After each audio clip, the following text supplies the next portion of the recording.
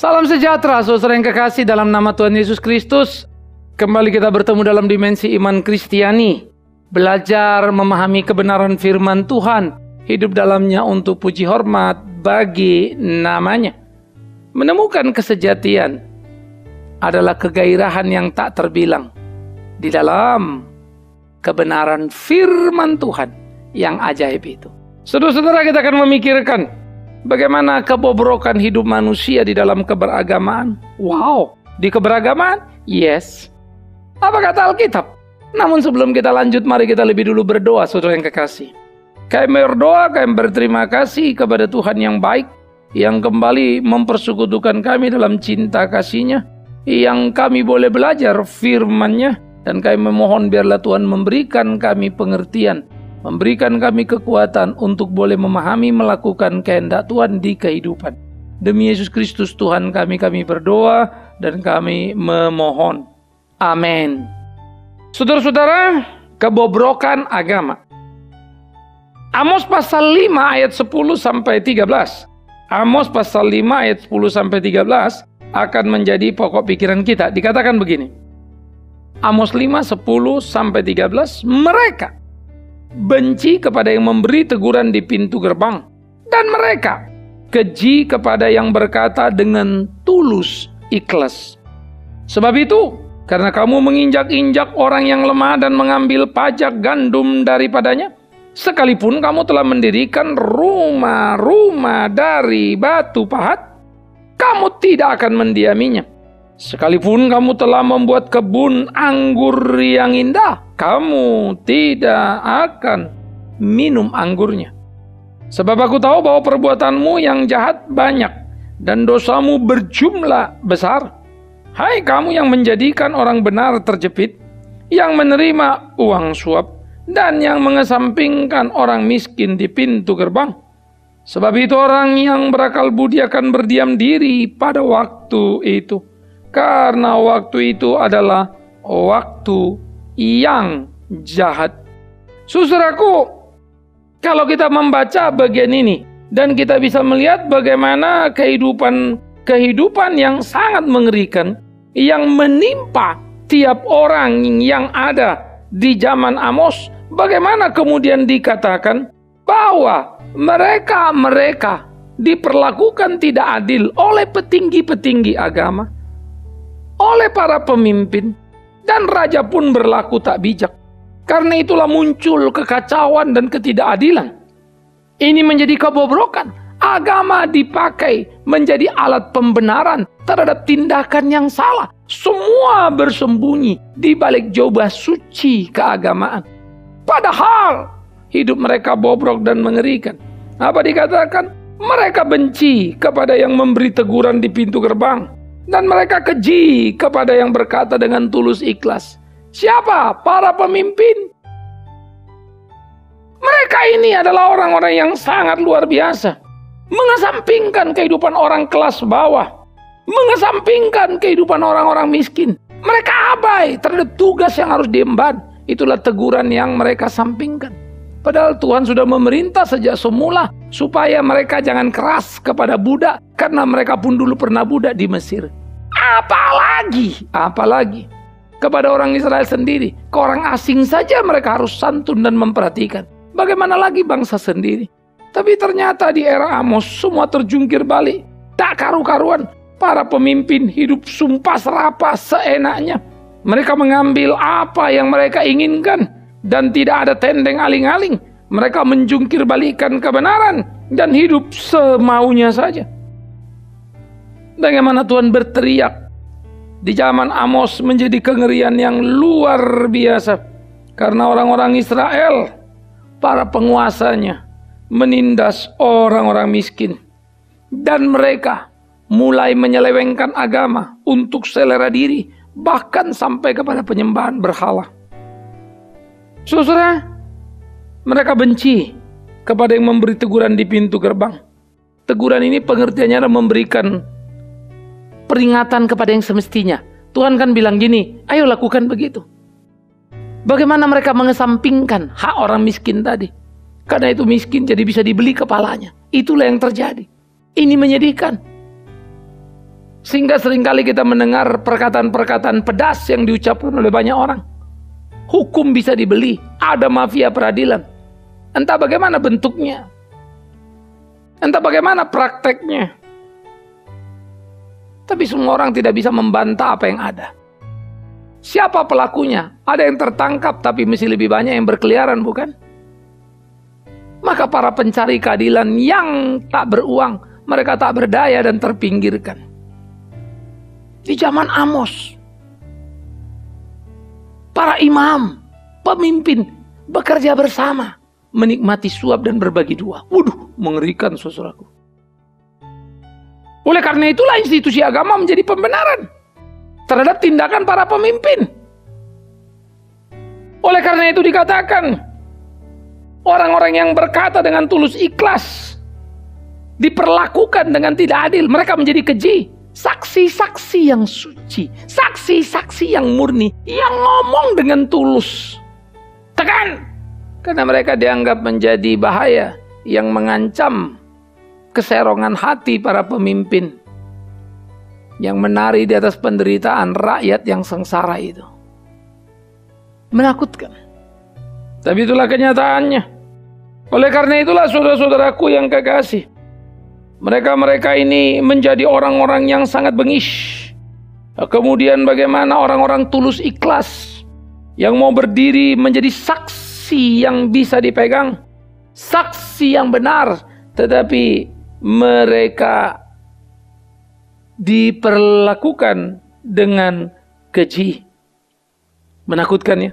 Kalimat yang dipakai pun sangat mengerikan. Keji, benci, tekanan-tekanan yang sangat keras. Oleh karena itulah, kamu menginjak-injak orang lemah dan mengambil pajak gandum daripadanya. Mereka rupa-rupanya menindas dan terus menindas, mengambil pajak gandum. Siapa yang bisa ambil pajak gandum? Nah, itulah pemimpin. Loh, kok institusi gereja atau bait Allah tidak melawannya? Karena sudah terjadi kolusi antara pemimpin agama dan pemimpin politik. Semua bisa terjadi kok. Orang bisa parter politik sampai sekarang. Karena itu agama menjadi jorok ketika tidak mampu berdiri sendiri. Agama menjadi jorok ketika terpolusi dengan kepentingan politik sesaat. Agama bisa dipakai legalitas untuk mencari keuntungan. Sejak dulu, ribuan tahun yang lampau, ratusan tahun sebelum Kristus datang ke dalam dunia, sudah rusak poranda. Itu ratusan tahun sebelum Masehi. Maka kalau kita melihat di dalam bagian-bagian seperti ini, saudaraku yang kekasih, apa yang terjadi yang digambarkan oleh Amos menjadi kengerian yang sangat mengerikan, menjadi ketakutan yang sangat luar biasa. Tidak kurang dari 700 sampai 800 tahun sebelum Masehi, hidup itu sudah bobrok luar biasa. Dan mereka menjumpalitkan kebenaran dengan cara yang mengerikan di tempat yang disebut bangsa pilihan. Perhatikan, di tempat yang disebut bangsa pilihan, di mana orang kayanya, di mana para pemimpin agamanya, di mana para pemimpin politiknya berbaur bekerja sama untuk menindas rakyatnya sendiri. Satu bangsa, satu agama, satu Tuhan, tapi saling menindas. Bayangkan kalau beda. Jadi saudara-saudaraku, kita bisa memperhatikan, kita bisa melihat kebobrokan sudah sejak dulu kala. Oleh karena itulah orang-orang yang lemah itu diinjak-injak karena mereka tidak berdaya.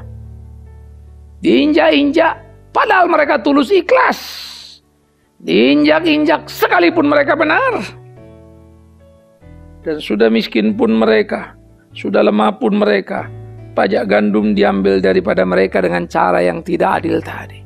Tuan-tuan tanah yang berlaku semena-mena, pemerintah yang gila-gilaan, yang berpesta pora di atas penderitaan rakyatnya. Kalau zaman sekarang mungkin sudah menjadi sulit ya, bisa digugat. Tetapi semua bisa bermain dalam nada-nada indah, seakan-akan untuk rakyat, tapi bukan. Sehingga diperlukan kejelian untuk berhitung.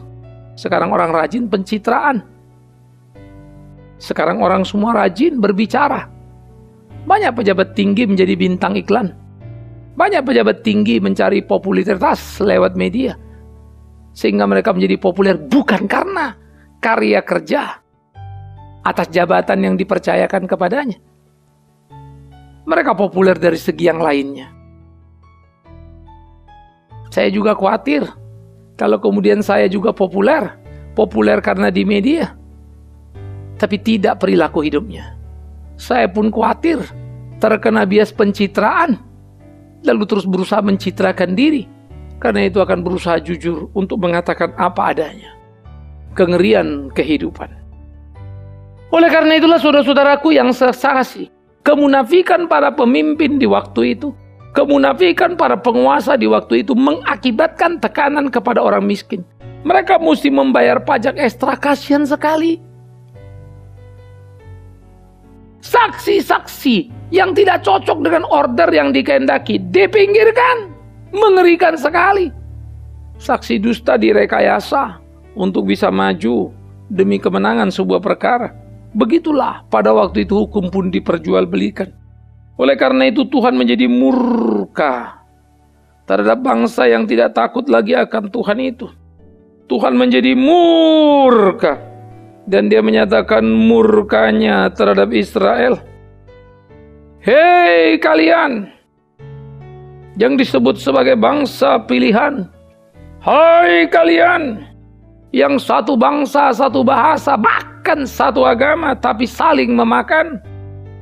Ingat, dikatakan apa? Sekalipun kamu telah mendirikan rumah-rumah dari batu pahat, kamu tidak akan mendiaminya. Lukisan ini amat sangat keras. Mendirikan rumah dari batu pahat adalah mendirikan rumah yang terbaik yang bisa didirikan. Mendirikan rumah yang sangat kokoh dan akan tahan dari gempa yang ada. Rumah yang begitu luar biasa. Ungkapan ini menarik ya, kau bisa mendirikan rumah yang susah didirikan. Kau bisa memiliki rumah yang tinggi harganya. Kau bisa memiliki rumah yang diidam-idamkan. Tetapi engkau tidak bisa mendiaminya. Wow. Itu mengerikan ya. Ada satu kata-kata indah, saudara. Orang bisa membeli tempat tidur berapapun harganya.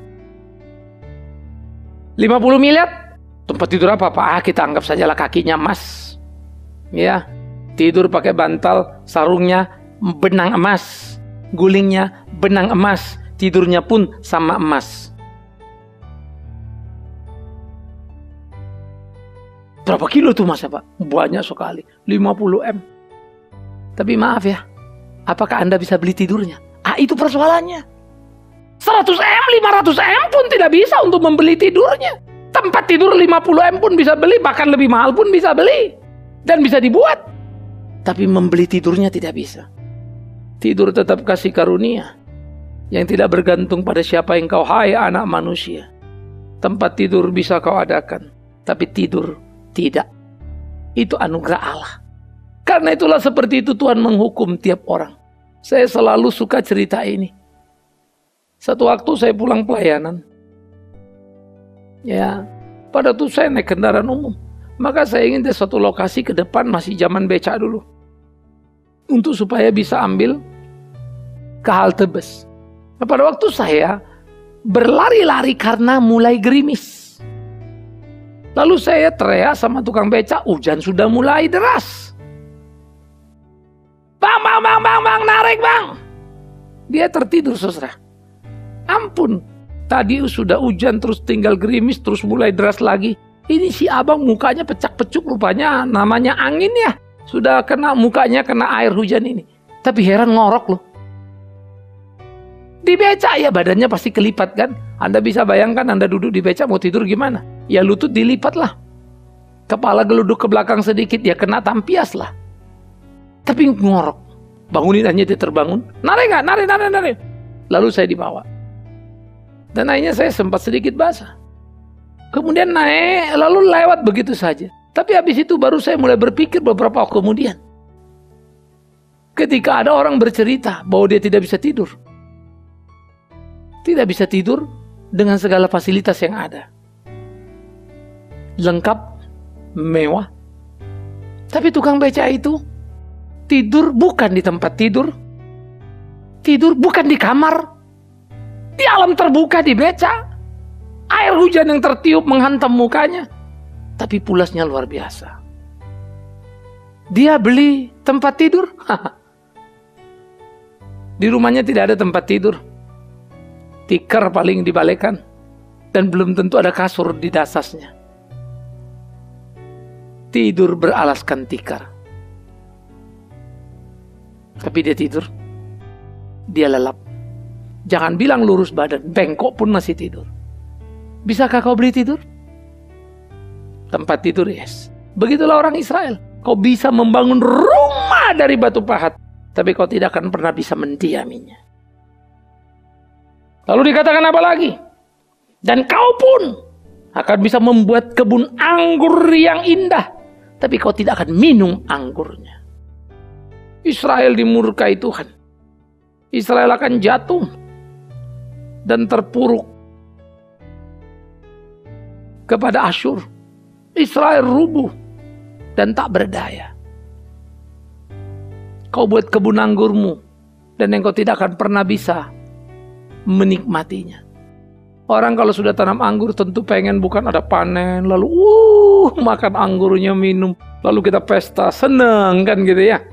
Saudara, satu waktu saya ada pelayanan di Jerman, saya tinggal di satu daerah. Saya ada pelayanan di Köln pada waktu itu. Lalu satu jemaat undang saya untuk nginep di tempat mereka, agak sedikit keluar kota, ya. Nah kemudian di daerah, ya kalau istilah kita bilang pinggir kota begitu. Begitu saya bangun pagi, saya betul-betul bersyukur setengah mati. Karena tidur rupanya kamar itu saya sampai di rumah itu malam, besok paginya lihat menghadap kebun anggur. Baru selesai panen. Lalu satu waktu lagi saya pergi dengan rekan, pas perayaan baru panen anggur itu. Maka acara pada waktu itu bagaimana orang pesta-pesta ya. Kalau di daerah-daerah pinggir sedikit masih. Mereka senang sekali minum free. Ya, siapa yang mau minum silahkan. Sukacita. Nuansa yang indah. Itu dari masa ke masa tradisi panen itu hidup, saudara. Gembira, panen. Yang ini kau bisa panen. Bahkan bukan cuma panen, kebun anggurmu indah. Artinya sudah begitu luar biasa. Melihatnya saja sudah senang bukan? Apalagi menikmatinya. Tapi ini nggak bisa. Tak bisa kau nikmati. Lah kalau gitu buat apa punya? Nah itulah. Kau diberi Tuhan kesempatan punya, tapi tidak bisa menikmati. Itu yang sakit. Lebih baik nggak punya, nggak pernah lihat, nggak pernah mikir. Dan memang nggak bisa nikmati. Nggak ada yang ganggu kita kan? Karena memang nggak pernah tahu kok. Nggak pernah pengen. Tapi kalau sudah lihat, tahu pengen, tapi tidak bisa. Ada di depan mata, tapi tidak mampu menjangkaunya. Sakit loh. Begitulah mereka dihukum. Kepedihan, kengerian karena ketidakadilan mereka. Kenapa? Aku tahu perbuatanmu yang jahat banyak dan dosamu besar. Itu ayat 12. Ya. Kau jadikan orang benar terjepit. Kau terima suap. Kau pinggirkan orang miskin. Ya. Suap diterima. Orang miskin dipinggirkan demi Tuhan yang hidup. Barang siapa yang mengaku percaya kepada Kristus, jangan sekali-kali menerima suap untuk meniadakan hak orang benar. Jangan sekali-kali menerima suap untuk menista orang miskin. Tuhan akan jadi lawanmu. Kepada engkau yang berusaha, jangan sekali-kali mengambil hak orang miskin hanya untuk keuntungan sesaat dan cepat, karena Tuhan akan menjadi lawanmu. Dan kepada yang benar, hiduplah bersandar kepada Tuhan dan percayalah Tuhan akan terus menolong kita. Tuhan akan terus memimpin kita di sepanjang kehidupan kita. Dia tidak akan meninggalkan kita. Ini menjadi pemahaman penting yang perlu untuk kita pahami, saudara yang kekasih. Bagaimana segala sesuatu menjadi hidup di dalam kehidupan kita, kita lakoni dalam kehendak Allah itu. Jangan pernah mengenyampingkan orang miskin. Jangan pernah menjepit orang benar dan mau mengambil keuntungan di sana dengan menerima suap, karena Tuhan akan menjadi lawanmu. Sebab itu dikatakan orang yang berakal budi akan berdiam diri pada waktu itu, karena waktu itu adalah waktu yang jahat, begitu jahatnya. Sampai orang yang tahu tak lagi bisa bicara. Tapi ketika kebenaran dibungkam, itulah bencana yang mengerikan. Sekarang orang mungkin tidak menekan dengan cara-cara seperti itu lagi karena adanya isu-isu hak asasi manusia, begitu kan ya. Tapi orang bisa memanipulasi dengan data, dengan iklan, publikasi yang salah, berita-berita yang kacau, menutupi yang sebenarnya, pengalian isu dan segala macam. Tapi demi Tuhan yang hidup, kebenaran tetap kebenaran. Siapapun yang tidak jujur dalam hidupnya, siapapun yang menari di atas derita orang-orang susah, maka mereka akan ditelanjangi oleh Tuhan itu sendiri. Oleh karena itulah hidup kita sebagai orang percaya, kita sebagai gereja Tuhan, jangan bermain di situ. Cepat atau lambat semua akan terkuliti. Cepat atau lambat semua akan terbuka. Dan sebagai umat, mata kita mesti jeli, supaya jangan murka Allah tiba hanya karena kita tidak memakai mata untuk melihat, tidak memakai telinga untuk mendengar, tidak memakai hati untuk merasa, sehingga kita abai pada sekitar. Tanggung jawab tidak kita wujudkan. Agama bisa jadi bobrok, yes. Israel ini contoh kasus yang tak terbantah. Bangsa pilihan, tapi hidup dalam kengerian. Bertuhan satu, tapi melanggar perintah Tuhan dan bukan melakukan. Waduh, kok bisa gitu ya? Yes, itulah dia. Camkan, pikirkan. Betapa amat sangat mengerikan. Hiduplah dengan benar. Hiduplah dengan jujur. Hiduplah dengan sungguh. Supaya suara Tuhan selalu mampir di telinga kita. Bertumbuh di dalam hati kita. Hidup kita dalam kebenaran yang penuh. Supaya kalau kita diberi rezeki rumah, bisa menikmatinya. Bisa mendiaminya. Kalau dia memberi kita rezeki kebun anggur, bisa mencicipinya. Bisa merasakannya. Supaya kalau ada apa yang kita punya, kita bisa menjadi bahagia karenanya. Tidakkah itu penting? Awas, bahagia dan senang. Bukan senang kalau punya uang bisa kemana saja. Bukan soal senang kalau punya uang bisa makan apa saja. Bahagia adalah melakukan kehendaknya. Bahagia adalah ketetapan-ketetapannya. Bahagia adalah di dalam dia dan bersama dengan dia. Itulah bahagia. Lakukanlah, kerjakanlah. Sehingga hidup kita menjadi hidup yang bermutu tinggi. Saudara-saudaraku yang dikasihi oleh Tuhan Yesus Kristus, camkan, renungkan, pikirkan. Seluruh kehidupan kita menjadi kehidupan yang kita persembahkan kepada Tuhan. Seluruh kehidupan kita menjadi kehidupan yang bernilai. Seluruh kehidupan kita menjadi kehidupan yang berkemenangan. Jangan gentar, jangan takut. Hiduplah dalam kesungguhan yang penuh. Agama bobrok ya? Iya loh. Mungkin Anda bilang, kok bisa ya Pak ya? Yes, dari dulu sampai sekarang.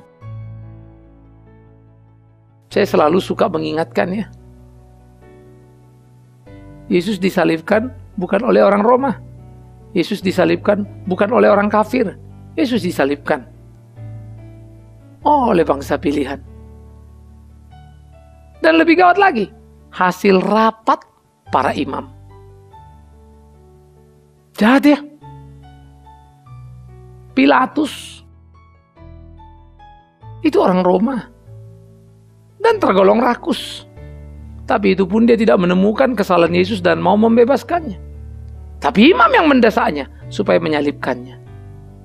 Imam membayar suap pada orang-orang, memberikan suap supaya berteriak, salibkan Yesus, salibkan Yesus. Kenapa? Karena kalau Yesus mati, keuntungan mereka tidak terganggu. Yesus memporak-porandakan bait suci di mana ada transaksi bisnis mereka. Tentu saja mereka terganggu dengan kehadiran Yesus dan senang kalau dia bisa mati. Karena perekonomian akan berputar kembali, keuntungan mereka akan banyak kembali. Mengerikan ya. Dan waktu membunuh Yesus mereka bilang apa? Engkau menghujat Allah. Waduh mak, kalimatnya rohani sekali loh. Sayangnya. Sekarang, dulu sama saja. umat punya telinga tak mendengar, mata tak melihat, sehingga tak mampu membedakan mana benar salah. Apakah harus begitu lagi ribuan tahun kemudian? Kiranya tidak lagi. Supaya kita berani mengatakan benar untuk benar, salah untuk salah. Tajamkan matamu, tajamkan telingamu, dan tajamkan mulutmu. Artinya, telinga dengar segala sesuatu, mata lihat dengan teliti, bisa membedah mana asli dan mana palsu. Dan mulut bicara dengan tajam, artinya seperti pisau yang menyayat, membongkar segala sesuatunya, sehingga tidak ada yang bisa disembunyikan di sana. Puji Tuhan, kalau saja itu mewarnai hari-hari hidup kita. Sehingga dengan demikian, di tengah kegalauan hidup yang mengerikan, di tengah kekacauan yang berat, kita maju melawan arus itu. Beranikah? Maukah? Anda tak perlu menjawab karena memang sudah semestinya. Itu panggilan kita sebagai gereja. Berkelahi dan memenangkan pertempuran yang ada. Atau kita akan menjadi pecundang abadi di sepanjang hidup kita, yang tak mampu berkarya, takut dan melarikan diri, cari keselamatan pribadi. Bisa jadi kita ada di sana, dan itu menyedihkan hati. Saudara-saudaraku yang dikasihi oleh Tuhan Yesus Kristus, camkanlah, pikirkanlah, renungkanlah, jalanilah, lakukanlah apa yang menjadi kehendak-Nya, sehingga seluruh kehidupan kita sungguh-sungguh menjadi kehidupan yang memuliakan namanya, hidup yang menyenangkan hatinya, hidup kita menjadi hidup yang berbakti kepadanya. Ayo, kita memainkan pertempuran kita, memainkan perkelahian kita, hidup di dalam Dia, demi puji hormat bagi namanya. Lakukan hari-hari kita hidup dengan Tuhan kita benar di hari-hari kita, maka kita akan menjadi pemenang-pemenang unggulan di dalam sikap hidup yang menyenangkan hati Tuhan, memegang kebenaran sebagai kebenaran yang tidak tergoyahkan. Jangan ikut arus yang salah, sekalipun orang-orang penting ada di sana. Ikutlah arus yang benar, sekalipun tampak kumpulan lemah. Karena kebenaran itulah kekuatan yang akan memenangkan tiap pertempuran di sepanjang zaman. Ayo menjadi orang Kristen, supaya kita jadi berkat yang utuh, bukan sekadar beragama Kristen. Lihat sekitarmu, lihat sekelilingmu. Jangan injak-injak hak orang miskin. Jangan mengambil milik mereka. Jangan menjungkir balikkan kebenaran, tapi dukunglah, supaya engkau bukan dari bagian kesalahan, tapi menegakkan keadilan. Tuhan memberkati kita, biar kita jadi berkat untuk sesama kita, siapapun dia. Amin. Saudara, kita akan berdoa. Kami bersyukur, kami berterima kasih. Ajar kami di hidup kami tak terlibat pada kebobrokan yang salah, tetapi juga tak sekedar mencermati dan mengomentarinya, tapi sungguh kami boleh menjadi pelaku kebenaran, hidup bagi sesama, untuk puji hormat bagi nama Tuhan, kebenaran keadilan yang ditegakkan. Terpujilah Tuhan. Amin. Saudara, sampai di sini dimensi iman Kristiani terus menjadi berkat di kehidupan kita. Cintai kebenaran, keadilan, dan tegakkan. Tuhan menyertai kita. Sampai bertemu kembali. Terus doakan pelayanan kita bersama. Shalom.